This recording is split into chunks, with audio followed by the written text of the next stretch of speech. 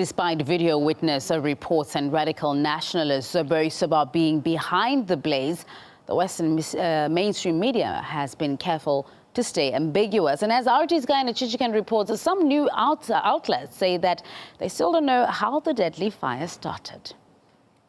In U.S. and European media, we've seen and heard some very carefully worded commentary on the tragedy that happened in Odessa, carefully as to avoid assigning blame to those who have actually set the building on fire and torched all these people inside.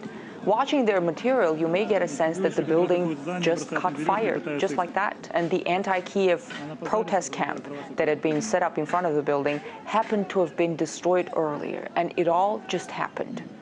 Clashes between the pro-Ukrainian camp and the pro-Russian camp killed at least 4 people at the onset, then a fire breaking out in a building there. Unclear exactly what may have caused it. Meanwhile, down here in the south where I am in Odessa, this is the first real violence we have seen here. This has been a peaceful city so far. At some stage yesterday, and it's still unclear exactly how this started, but there were rival pro-Russian and pro-Ukrainian protests here. It led to fierce street clashes, which culminated in a huge fire here in a building last night.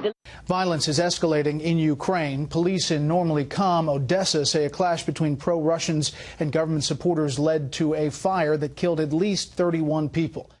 Well, we've seen footage which clearly shows pro-Kiev activists throwing Molotov cocktails into the burning building with people trapped inside. And you have right sector activists who admit having done that. And yet, it seems all we see is an attempt to whitewash their actions. Here's Washington Post writing, a pro-Ukrainian activist said our people had thrown the Molotov cocktail, but now they're helping them to escape the building.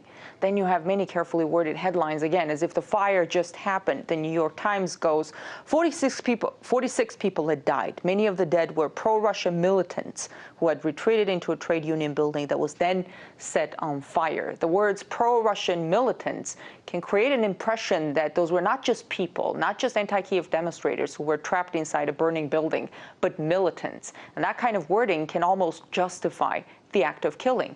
The Guardian quotes a member of the extreme nationalist group Right Sector saying, "The aim is to completely clear Odessa. They are all paid Russian separatists."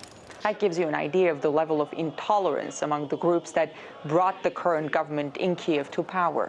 There's this narrative perpetuated here that everyone in Ukraine who opposes the government in Kiev and who feels strong ties with Russia is simply controlled by Moscow. And that narrative is in line with what we hear from US and European officials who have firmly sided themselves with the authorities in Kiev and seem to be prepared to justify and defend whatever action Kiev takes against the protesters.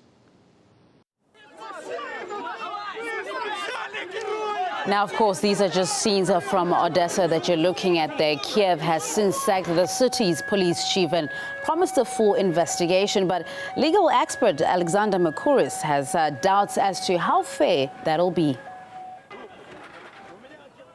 There will not be a fair process any more than there was, for example, over the sniper incidents on Maidan Square itself. On balance, they support the people who have done this terrible thing in Odessa because they want to suppress the protests against themselves. What seems to be happening, and of course we have to be careful because we don't have full reports, is that the army does some of the fighting when civilians come along and the soldiers are not prepared to shoot on civilians.